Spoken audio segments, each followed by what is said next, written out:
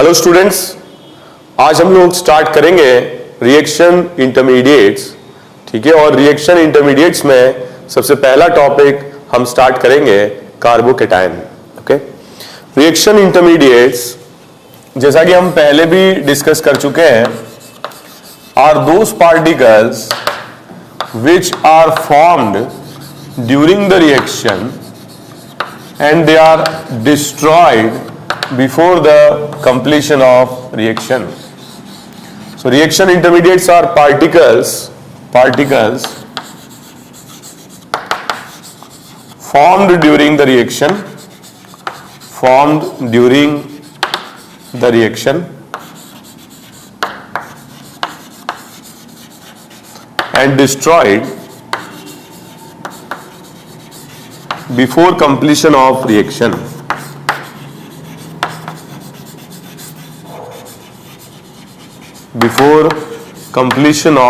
reaction. इस तरीके के जो पार्टिकल्स होते हैं वो तब बनते हैं जब रिएक्शन हो रही होती है और रिएक्शन कंप्लीट होने से पहले डिस्ट्रॉय भी हो जाते हैं। इस तरीके के पार्टिकल्स को हमने क्लासिफाई किया हुआ है। अगर हम ऑर्गेनिक केमिस्ट्री की बात करते हैं तो इंपॉर्टेंट है, फर्स्ट जो आज हम स्टार्ट करेंगे carbocation, second carbanion, free radicals,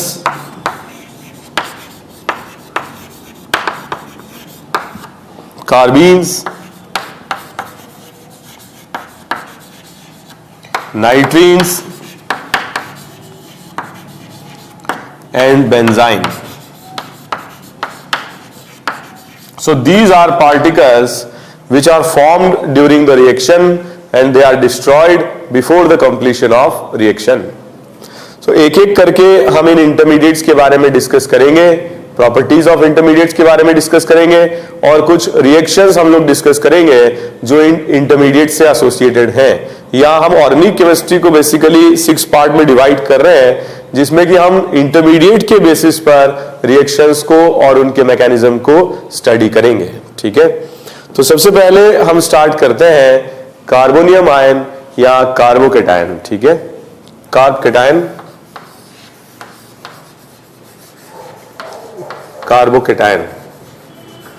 तो ऑलरेडी हम कार्बोकेटायन के बारे में जनरल ऑर्गेनिक केमिस्ट्री में पढ़ चुके हैं। Such type of particles are sp2 hybridized. The shape of such type of particles will be trigonal planar and such type of particles have this type of geometry. ठीक है, अगर ये trigonal planar है तो इसके पास क्या होगा, vacant p orbital. ठीक है, और vacant p orbital इस प्लेन के परपेंडिकुलर होगा। तो ऑलरेडी जनरल ऑर्गेनिक केमिस्ट्री में हमने स्टडी किया था कि जो सेंट्रल कार्बन एटम है इस पर पॉजिटिव चार्ज रहता है क्योंकि नियर बाय इलेक्ट्रॉन 3 है, टोटल इलेक्ट्रॉन्स रहते हैं 6, तो ऑक्टेट इनकम्प्लीट है। इस तरीके के पार्टिकल्स इलेक्ट्रॉन डेफिशिएंट होंगे क्योंकि इस पर वेकेंट p ऑर्बिटल है तो इलेक्ट्रॉन पेयर एक्सेप्ट कर सकते हैं और इलेक्ट्रॉन पेयर एक्सेप्ट कर सकते हैं इसलिए ये लुईस एसिड भी होंगे और इलेक्ट्रोफाइल भी होंगे। ठीक है, तो ये क्या होंगे, जैसे हम लोग पहले डिस्कस कर चुके हैं, sp2 हाइब्रिड होगा, sp2 हाइब्रिड, ट्राइगोनल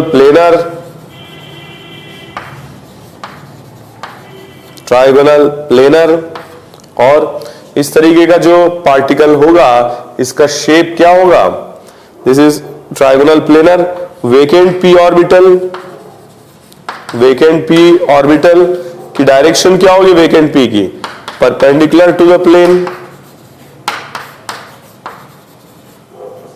कितने सिग्मा बॉन्ड होंगे, 3 sigma, lone pair 0, 1 vacant orbital. इस तरीके के जो पार्टिकल्स होते हैं इन्हें हम क्या कहते हैं, लुईस एसिड, क्योंकि इलेक्ट्रॉन पेयर गेन कर सकता है, या इस तरह के पार्टिकल्स इलेक्ट्रोफाइल भी होंगे। ठीक है, electron lovers. This type of particles have incomplete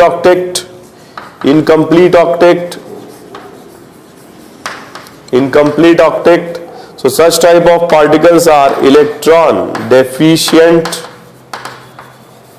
Such type of particles are electron deficient. अगर अपन देखें टोटल इलेक्ट्रॉन्स नियर बाय कितने हैं, 6 है, तो 6 इलेक्ट्रॉन आउटर शेल में है, ऑक्टेट इनकम्प्लीट है outer shell. And such type of particles have positive charge. क्या होंगे ये, पैरामैग्नेटिक या डायामैग्नेटिक. एक भी अनपेयर्ड इलेक्ट्रॉन नहीं है, इसलिए इनका नेचर होगा डायामैग्नेटिक. डायामैग्नेटिक. तो इस तरीके के जो पार्टिकल्स होते हैं इनकी स्टेबिलिटी को कौन बढ़ाते हैं. अगर हम यहां देखें ये पॉजिटिवली चार्ज कार्बन है, इलेक्ट्रॉन डेफिशिएंट है, तो एक्स वाई जेड अगर इलेक्ट्रॉन डोनर्स रहते हैं तो स्टेबिलिटी को बढ़ाते हैं, और अगर विड्रॉइंग ग्रुप रहते हैं तो स्टेबिलिटी को कम कर देते हैं. ठीक है, तो ऑलरेडी इसकी स्टेबिलिटी का चार्ट भी हमने जनरल ऑर्गेनिक केमिस्ट्री में बनाया हुआ है. स्टेबिलिटी सबसे ज्यादा स्टेबल कौन से होते हैं, dancing resonance carbocation, cyclopropyl, methyl carbocation. ठीक है, इसके बाद कौन से होते हैं, which are part of aromatic system. Part of aromatic system, जैसे ये carbocation part of aromatic system है. ठीक है, तो ये काफी डिटेल में हम लोग ये बातें डिस्कस कर चुके हैं जनरल ऑर्गेनिक केमिस्ट्री में. थर्ड नंबर पर हम लगाते हैं प्लस एम इफेक्ट. फोर्थ पर हम लगाते हैं रेजोनेंस इफेक्ट. फिफ्थ पर हम लगाते हैं प्लस एच इफेक्ट. सिक्स पर हम लगाते हैं प्लस आई इफेक्ट. ठीक है, तो ये सारे क्या है, सबसे स्ट्रांग होता है प्लस एम, फिर प्लस एच, फिर प्लस आई. 7 पर डिस्टेबलाइजिंग फैक्टर्स माइनस आई, उससे ज्यादा डिस्टेबलाइज करता है माइनस एच, उससे ज्यादा डिस्टेबलाइज करता है माइनस एम, और सबसे ज्यादा अनस्टेबल वो कार्बोकेटाइन होंगे जो पार्ट ऑफ क्या होंगे, एंटी एरोमेटिक.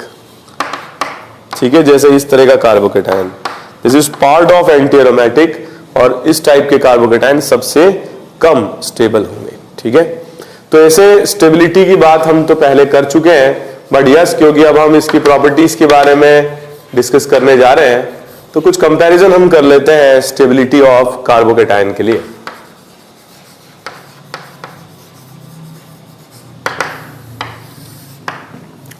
जैसे आपसे पूछा जाए अगर इन दोनों कार्बोकेटाइन में से कौन सा ज्यादा स्टेबल होगा. ठीक है, तो इसमें अगर अपन देखें we can compare it on the basis of hyperconjugation. यहाँ पर 2 अल्फा एच है, और यहाँ पर 3, 6 और 8 है, ये ज्यादा स्टेबल होगा. ठीक है, जैसे फॉर एग्जांपल अगर आपसे पूछा जाए इन दोनों कार्बोकेटाइन में से कौन सा ज्यादा स्टेबल होगा, तो यहां पर रेजोनेंस नहीं हो रहा है, positive charge out of resonance है, यहां पॉजिटिव चार्ज रेजोनेंस कर रहा है, ये कार्बोकेटाइन ज्यादा स्टेबल होगा. ओके, इस तरह के क्वेश्चंस भी आ सकते हैं जो बेंजीन से रिलेटेड हो. तो इन दोनों कार्बोकेटाइन में आपको बताना है कौन सा कार्बोकेटाइन ज्यादा स्टेबल होगा. तो यहां पर देखिए ऑक्सीजन का यहां पर लोन पेयर प्लस एम लगाएगा क्योंकि पैरा पर है, लेकिन मेटा पोजीशन पर प्लस एम नहीं लगता है, सिर्फ माइनस आई लगेगा इसमें OCH3 का. तो ये डोनेटिंग ग्रुप से जुड़ा हुआ है, ज्यादा स्टेबल होगा, और यहां विड्रॉइंग ग्रुप है, ये लेस स्टेबल होगा.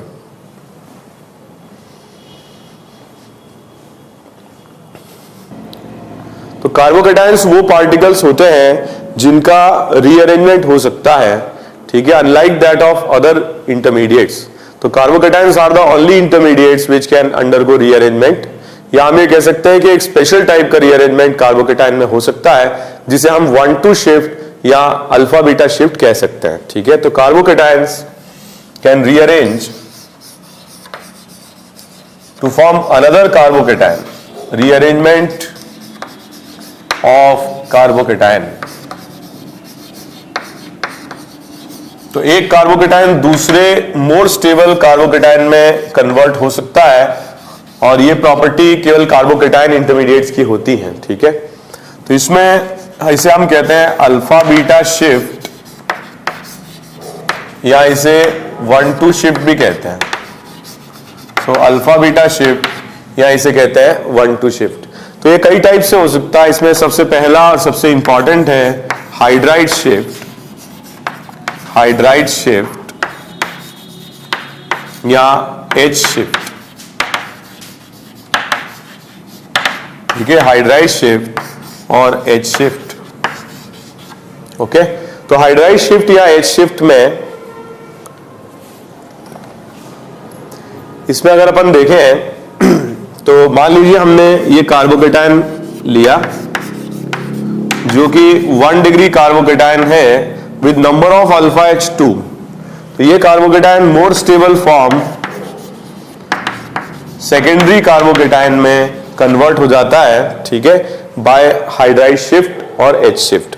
अगर अपन इसका ऑर्बिटल डायग्राम देखें तो कार्बन से यहां पर क्या है, वेकेंट p ऑर्बिटल एसोसिएटेड है और यहां पर जो CH बॉन्ड होगा वो कार्बन का sp3 और हाइड्रोजन का 1s ऑर्बिटल इसमें इन्वॉल्व होगा। तो होता क्या है कि ये जो इलेक्ट्रॉन पेयर है जो शेयर्ड है वो इसकी तरफ अट्रैक्ट होने लगता है और इसकी तरफ अट्रैक्ट होने लगता है तो इन दोनों के बीच में पार्शियल बॉन्ड बनने लगता है, ठीक है, और पार्शियल बॉन्ड बनने से इस हाइड्रोजन का इस वेकेंट ऑर्बिटल के साथ में भी बॉन्डिंग होने लगता है, ठीक है। थोड़ा सा अपन इसको ढंग से देखते हैं।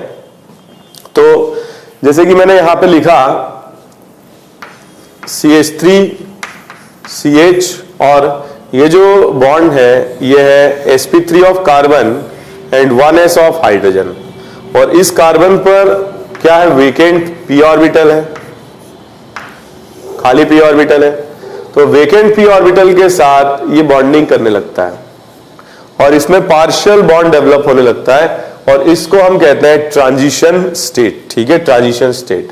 तो जैसे कि हम इसमें मार्किंग करके भी कर सकते हैं, मान लो ये 1 है, ये 2 है, ये 3 है, तो यहां पर होगा क्या, 2 के और 3 के बीच में जो बॉन्ड है वो टूटने लगेगा और 1 के और 2 के बीच में, सॉरी 3 के बीच में बॉन्ड बनने लगेगा।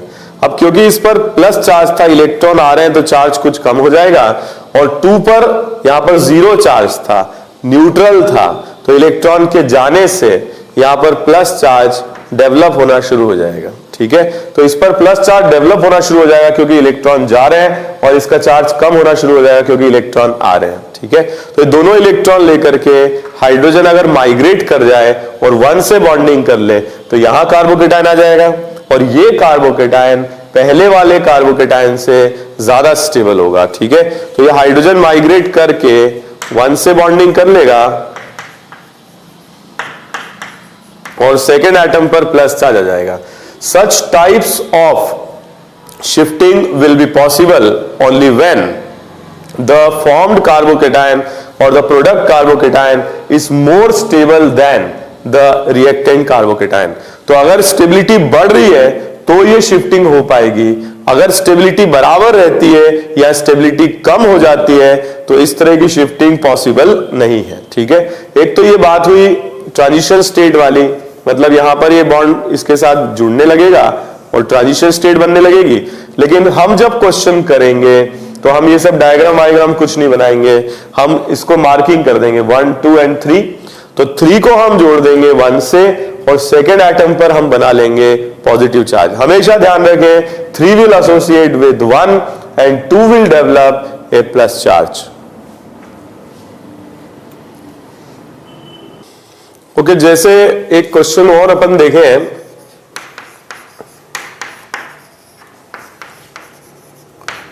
मान लीजिए ये दिया जाए आपको या कहीं बन रहा हो किसी रिएक्शन में कार्बोकेटायन ये बन रहा हो तो आप क्या करेंगे, दिस इज 1 दिस इज 2 और जो H यहां पर है इसको हम मान लेंगे 3 और माइग्रेट कराएंगे किसको, 3 को हम जोड़ देंगे किससे, 1 से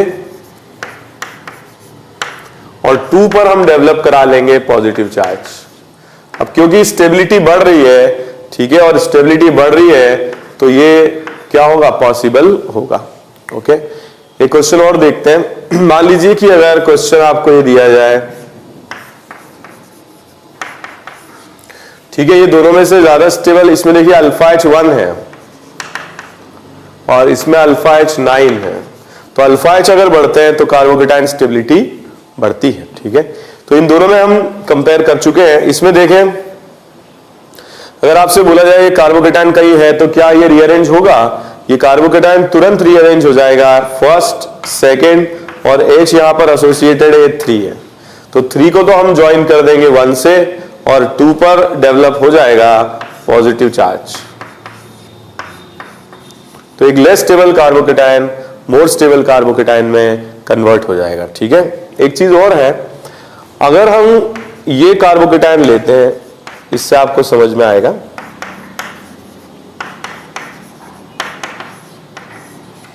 तो इसकी हम शिफ्टिंग कराते हैं। मान लीजिए 1 है तो पॉजिटिव चार्ज 2 पर आ जाएगा और यहां पर जो H है वो माइग्रेट करके हम 1 पे लगा देंगे, तो फर्स्ट स्टेप में ये कार्बोकेटायन बन जाएगा। अब जो ये कार्बोकेटायन बना है इसका फर्दर माइग्रेशन हो सकता है, ये कार्बोकेटायन माइग्रेट करके इस पर आ सकता है बाय हाइड्राइड शिफ्ट। तो ये process of shifting of hydride to generate more stable carbocation ये इनफाइनाइट तक जा सकता है। जैसे यहां पर ये 1 डिग्री कार्बोकेटायन है विद 2 अल्फा H, ये 2 डिग्री कार्बोकेटायन है विद 4 अल्फा H और ये 3 डिग्री कार्बोकेटायन है विद 8 अल्फा H। तो जब जब स्टेबिलिटी बढ़ेगी तब तब ये माइग्रेशन होगा, इनफाइनाइट तक जा सकता है, लेकिन हर एक स्टेप पर स्टेबिलिटी बढ़ना चाहिए। ठीक है, जैसे ये इससे ज्यादा स्टेबल है तो ये कन्वर्ट हो रहा है, इससे ये ज्यादा स्टेबल है तो इसमें कन्वर्ट हो रहा है। बीच में अगर कहीं स्टेबिलिटी बराबर रह जाती है या कम हो जाती है तो फिर माइग्रेशन नहीं हो पाएगा। ठीक है, जैसे एक क्वेश्चन और देखते हैं।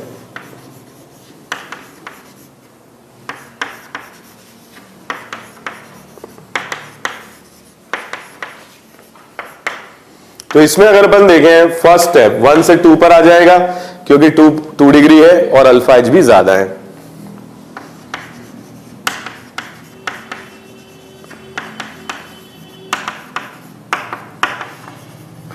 फिर क्या ये इधर आ पाएगा? तो अगर अपन इसके लिए बना के देख लेते हैं, अगर ये यहां पर आ जाता है तो यहां पर तो नंबर ऑफ अल्फा H 5 है, लेकिन यहां नंबर ऑफ अल्फा H 3 है, तो एक मोर स्टेबल से लेस स्टेबल फॉर्म में जा रहा है, विच इज नॉट पॉसिबल।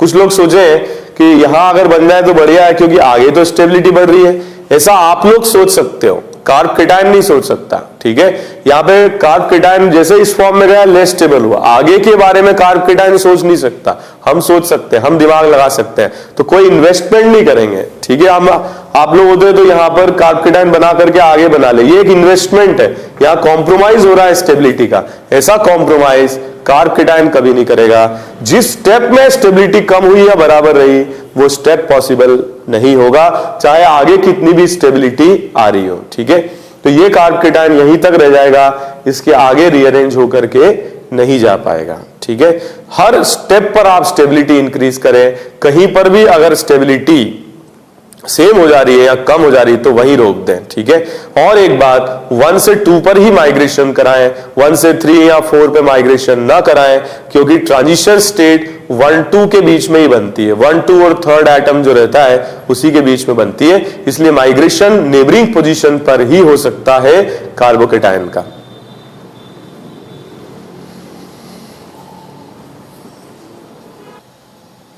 अब मैं आप लोगों को कुछ क्वेश्चंस दूंगा और आप लोग बताएंगे जो रीअरेंज कार्बोकेटायन है वो क्या है। ठीक है, तो जहां जहां पर आपको टाइम कम लगता है वहां पर आप पॉज लेकर के क्वेश्चन को सॉल्व करेंगे।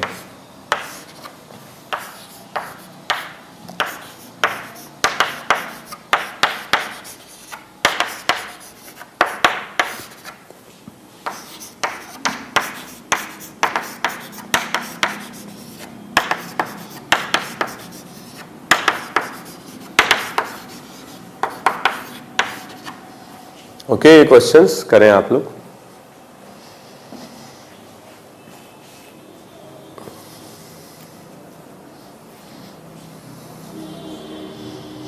ओके, हम स्टार्ट करते हैं। क्वेश्चन नंबर 1, ये कार्बोकेटायन 1 से इस पर 2 पर आ जाएगा बाय हाइड्राइड शिफ्ट और इससे कार्बोकेटायन की स्टेबिलिटी बढ़ेगी। ठीक है, because this carbocation is involved in resonance with the double bond. ठीक है, इसके लिए अगर अपन देखें, ये फर्स्ट, ये सेकेंड और ये H माइग्रेट करके 1 पर आ जाएगा और कार्बोकेटायन मोर स्टेबल बनेगा बिकॉज ये कार्बोकेटायन रेजोनेंस में इन्वॉल्व है। ठीक है, तो फिनाइल रिंग के साथ रेजोनेंस शो करेगा। सिमिलरली यहां पर अगर अपन देखें,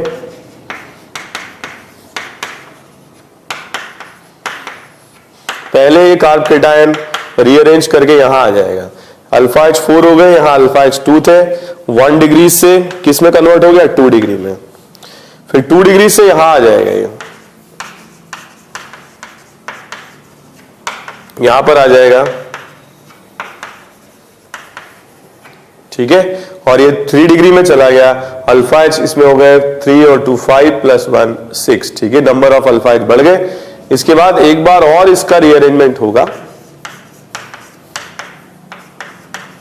और ये लेफ्ट में चला जाएगा, तो यहां पर और ज्यादा स्टेबल हो गया, बिकॉज यहां पर फिनाइल के साथ रेजोनेंस में पार्ट लेगा, इसलिए कार्बोकेटायन की स्टेबिलिटी ज्यादा होगी, ठीक है। तो इस बारे में, स्टेबिलिटी ऑफ कार्बोकेटायन के बारे में तो काफी बातचीत हमने करी थी जनरल ऑर्गेनिक केमिस्ट्री में, तो जीओसी में हमने काफी डिटेल में डिस्कस किया था कार्बोकेटायन स्टेबिलिटी। अब हम डिस्कस कर रहे हैं इनके लिए रीअरेंजमेंट फिनोमिनन, क्या क्या पॉसिबिलिटीज हो सकती हैं, और क्वेश्चंस मैं आप लोगों को दे रहा हूं, ये अटेम्प्ट करें।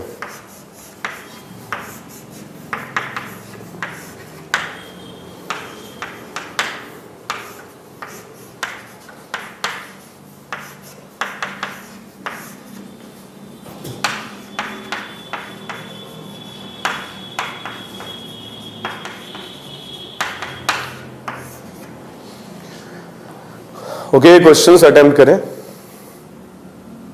पॉज ले लें और अटेम्प्ट करें। ओके, क्वेश्चन नंबर 4, यहां पे देखिए लोन पेयर ऑक्सीजन एटम पर माइग्रेट करके अगर यहां आ जाएगा तो क्या होगा, रेजोनेंस स्टेबलाइज कार्बोकेटायन हो जाएगा, मोर स्टेबल। यहां पर देखिए नाइट्रोजन पर लोन पेयर कार्बोकेटायन यहां आ जाएगा अगर, तो रेजोनेंस स्टेबलाइज्ड हो जाएगा। सिमिलरली इसमें जो कार्बोकेटायन है अगर लेफ्ट में आ जाएगा तो वो के लोन पेयर के साथ रेजोनेंस स्टेबलाइज हो जाएगा और ये कार्बोकेटायन हमको मिलेगा।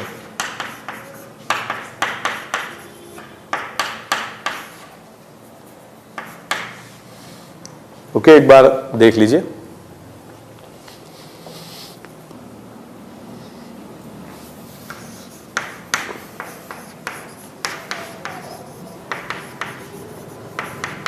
क्या अटेम्प्ट करें क्वेश्चन।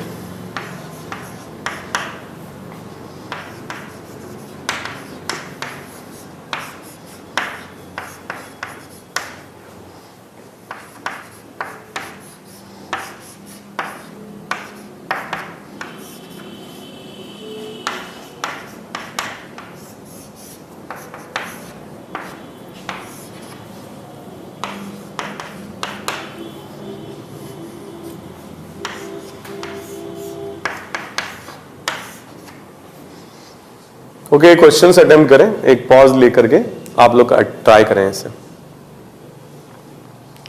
ओके, तो हम स्टार्ट करते हैं। यहां पर देखें, फर्स्ट पर प्लस है, सेकेंड पर अगर आ जाएगा तो रेजोनेंस स्टेबलाइज्ड हो जाएगा। पहले भी मैंने करा दिया इस तरह का क्वेश्चन। इसमें देखें अगर यहां 1 पर चार्ज प्लस है, रीअरेंज करके लेफ्ट में आ जाएगा तो मोर स्टेबल होगा, बिकॉज ऑक्सीजन का जो लोन पेयर है ये इससे क्या होगा, प्लस इन इफेक्ट लगा रहा होगा। तो जो चार्ज राइट में है ये रेजोनेंस करके लेफ्ट में आ जाएगा।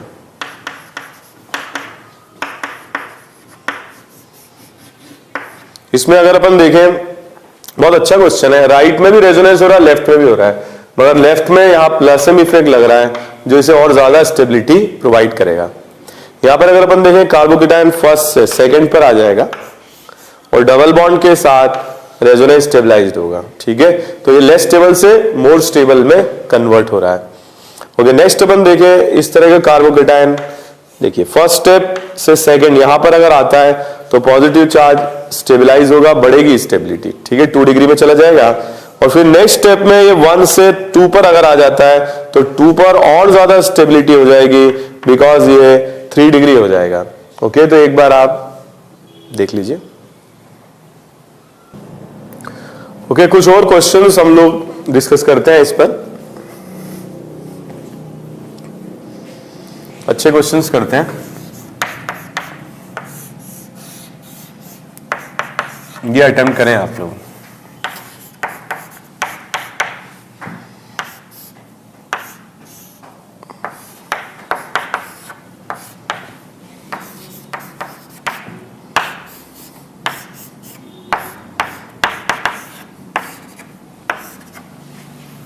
ओके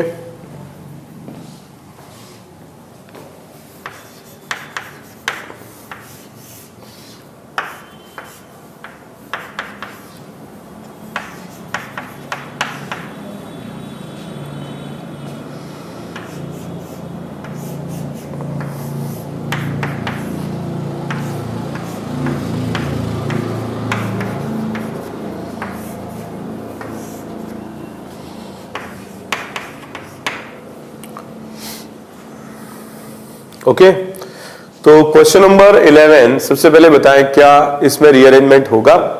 ये बहुत इंपॉर्टेंट क्वेश्चन है। 1 से 2 पर आ जाएगा चार्ज, क्योंकि 2 पर प्लस चार्ज डांसिंग रेजोनेंस बनाएगा और इसलिए 1 से 2 पर माइग्रेट करके हाइड्राइड शिफ्टिंग से कार्बोकेटायन रीअरेंज हो जाएगा। ओके अगर ये चार्ज यहां आ जाए तो प्लस के साथ ये डबल बॉन्ड रेजोनेंस करेगा और रेजोनेंस करेगा तो स्टेबिलिटी बढ़ जाएगी, ये बन जाएगा। यहां पर देखें 1 से अगर इस पे 2 पे आ जाता है तो मोर स्टेबल होगा, क्योंकि ये 2 डिग्री कार्बोकेटायन होगा। तो पहले ये रीअरेंज करके इस फॉर्म में आ जाएगा, फिर नेक्स्ट स्टेप में रीअरेंज करके यहां आ जाएगा, because tertiary carbocation will be more stable. ठीक है, इस तरह से बना सकते हैं।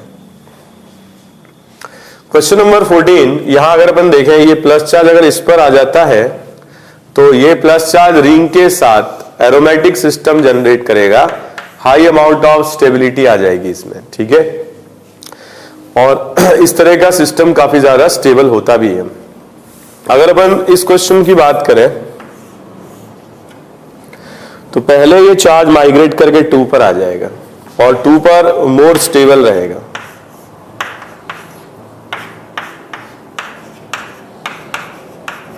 फिर ये चार्ज 2 डिग्री से यहां आ जाएगा टर्शरी या 3 डिग्री बन जाएगा।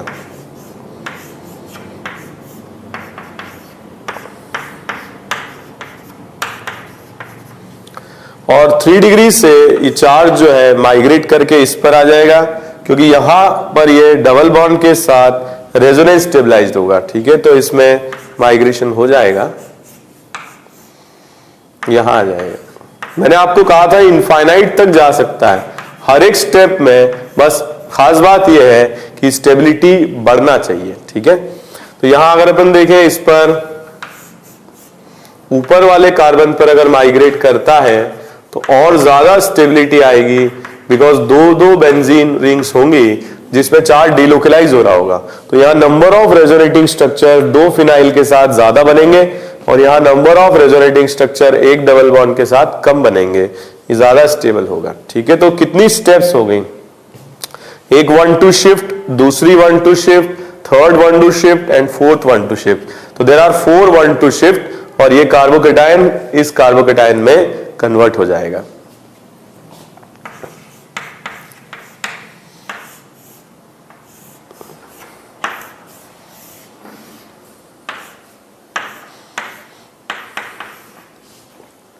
मान लीजिए ये दिया जाए आपको, तो लेफ्ट वाला जो कार्बोकेटायन है ये एंटी एरोमेटिक सिस्टम है। ठीक है, आप सोच लें, और राइट में अगर आता तो ये एरोमेटिक सिस्टम होता है। ठीक है, तो होगा क्या, यहां पर कार्बोकेटायन लेफ्ट से माइग्रेट करके राइट में आ जाएगा, क्योंकि राइट में इसकी स्टेबिलिटी ज्यादा होगी। तो ये 1 ये 2, यहां पर जो होगा H वो थर्ड होगा, तो H माइग्रेट करके 1 पर आ जाएगा और सेकेंड एटम पर डेवलप हो जाएगा पॉजिटिव चार्ज।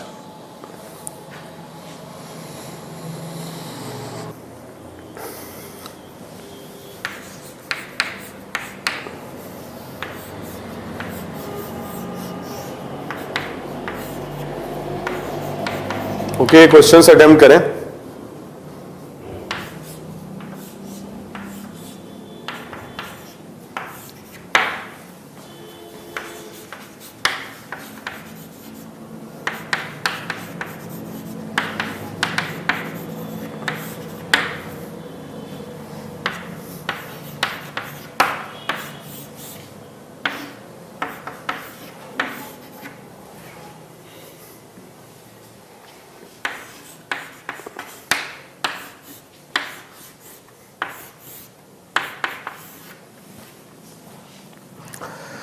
क्वेश्चन नंबर 17, ठीक है, आप लोग टाइम लेकर के अटेम्प्ट करें।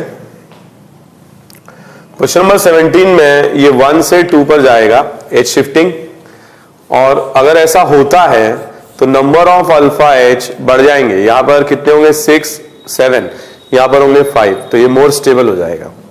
सिमिलरली यहां अगर अपन देखें 1 से 2 पर अगर जाता है तो अल्फा एच बढ़ेंगे, यहां पर 5 है और यहां पर 7 हो जाएंगे।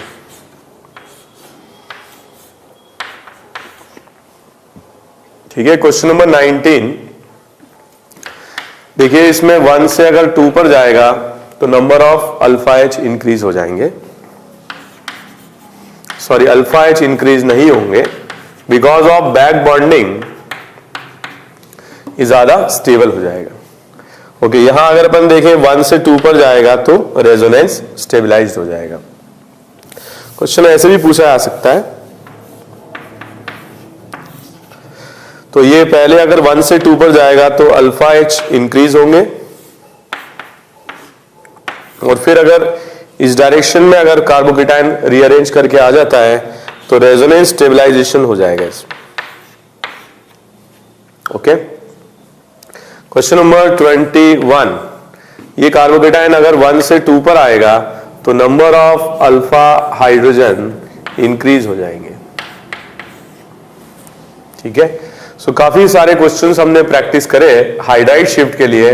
Basic theme is increase in the number of alpha hydrogen atoms, या ओवरऑल अपन बोले दूसरे अदर फैक्टर्स, रेजोनेंस इफेक्ट या aromaticity.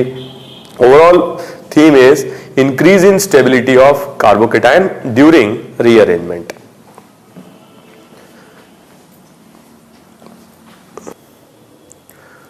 Next way by which or next method by which carbocation can rearrange is by phenyl shift. Phenyl shift. तो phenyl shift से भी carbocation का rearrangement हो सकता है, इसे pH शिफ्ट भी कहते हैं। ये भी 1-2 शिफ्ट है या अल्फा बीटा शिफ्ट है।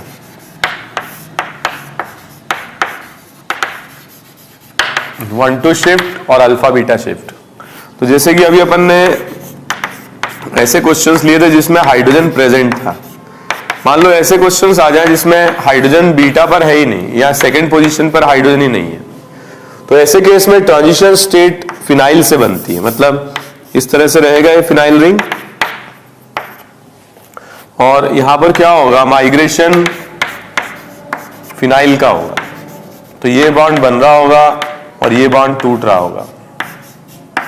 तो फर्स्ट सेकंड, इसको हमने थर्ड मान लिया। तो हम वैसे ही करेंगे, ट्रांजिशन स्टेट से यहां चार्ज डेल्टा प्लस कम हो जाएगा और यहां बढ़ेगा, और इस पर कार्बोकेटाइन ज्यादा स्टेबल है, तो ये 3 माइग्रेट करके 1 पे चला जाएगा, जिससे 2 पर डेवलप हो जाएगा पॉजिटिव चार्ज। लेकिन हम क्वेश्चन वैसे ही करेंगे जैसे हम करते आए, 3 को हम ज्वाइन कर देंगे 1 से और 2 पर डेवलप करा लेंगे प्लस चार्ज।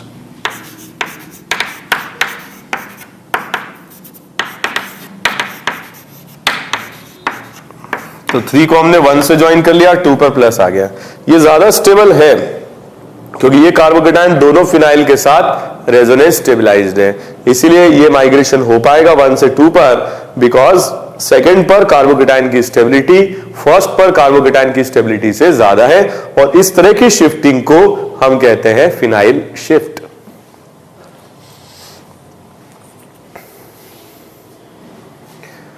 ओके, एक टाइप की और शिफ्टिंग हो सकती है and that we call as alkyl shift. Alkyl shift, तो अल्काइल शिफ्ट या इसको एमी शिफ्ट या जनरल आर शिफ्ट भी कहा जाता है। ठीक है, ये भी 1-2 शिफ्ट है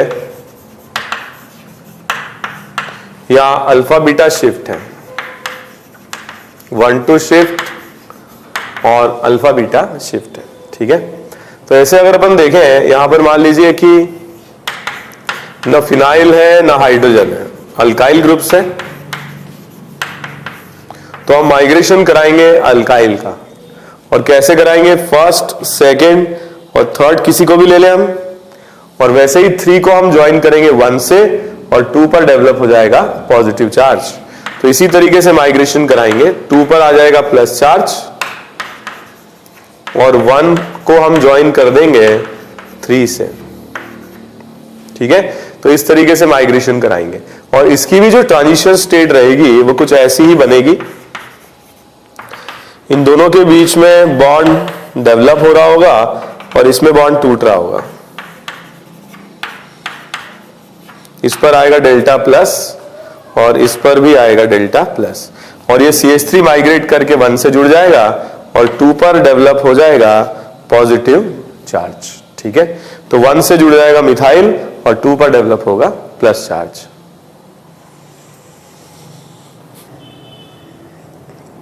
मान लीजिए क्वेश्चन मिक्स बैग आ जाते हैं, हाइड्राइड फिनाइल अल्काइल सारे ही हैं, तो ये रिएक्शन पर डिपेंड करता है कि क्या माइग्रेट करेगा। नॉर्मली जो रिएक्शंस रिवर्सिबल होती हैं, रिवर्सिबल, जैसे डिहाइड्रेशन ऑफ अल्कोहल जिसमें बनता है इलेक्ट्रोफिलिक एडिशन, ये सारी रिवर्सिबल होती हैं। और अगर रिएक्शन रिवर्सिबल है तो हम ये देखते हैं कि किसके माइग्रेशन से मोस्ट स्टेबल कार्बोकेटाइन बन रहा है। जैसे अगर मैं यहां से H को माइग्रेट कराता हूं तो 2 पर कार्बोकेटाइन सबसे ज्यादा स्टेबल बनेगा क्योंकि मिथाइल प्लस H इफेक्ट लगाएगा और फिनाइल रेजोनेंस इफेक्ट लगाएगा। तो हम H को माइग्रेट कराएंगे जिससे कि मोस्ट स्टेबल कार्बोकेटाइन बने, ओके, मोस्ट स्टेबल कार्बोकेटाइन बने। जैसे फॉर एग्जांपल अगर मान लीजिए इस तरह से दिया जाए,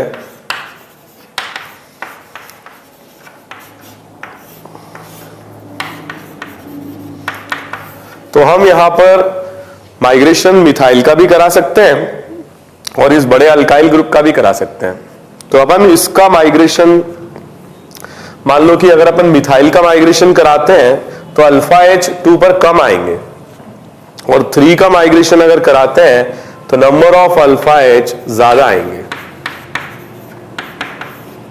तो 1 से जुड़ जाएगा 3, 2 पे प्लस आएगा, या अगर हम मिथाइल को 3 लेते हैं तो कार्बोकेटाइन कुछ ऐसा बनेगा।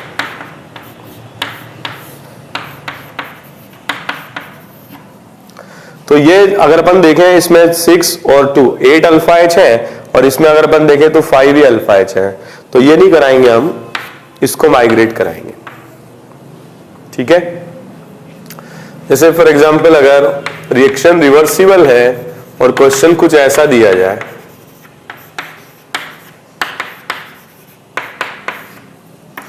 अब रिएक्शन रिवर्सिबल है या नहीं ये हमें पहले से पता रहेगा, ठीक है। तो जो भी रिएक्शंस का नेचर है वो मैकेनिज्म पढ़ते वक्त हम लोग डिस्कस करेंगे ही, जिससे आपको पहले से आइडिया रहेगा कि रिएक्शन रिवर्सिबल है या इरिवर्सिबल है। तो यहां पर अगर अपन मिथाइल को माइग्रेट कराते हैं तो 2 पर अगर प्लस आएगा तो रेजोनेंस स्टेबलाइज होगा और इसलिए 2 पर आ जाएगा पॉजिटिव चार्ज।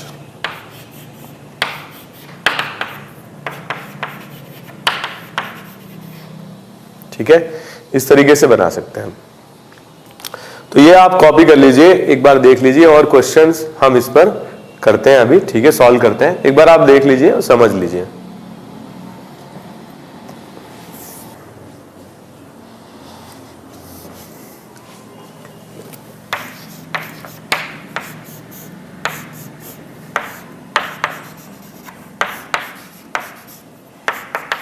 बताइए इसमें क्या माइग्रेशन होगा?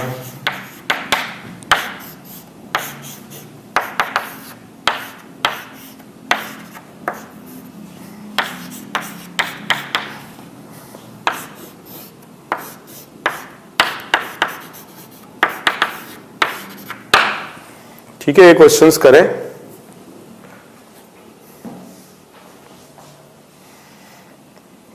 क्वेश्चन नंबर 4 में देखें, मिथाइल और फिनाइल दोनों दे रखे हैं, लेकिन अगर 2 पर फिनाइल पड़ा रहेगा तो रेजोनेंस स्टेबलाइज रहेगा। तो हम मिथाइल का माइग्रेशन करा देंगे और इस तरीके से प्रोडक्ट बना लेंगे।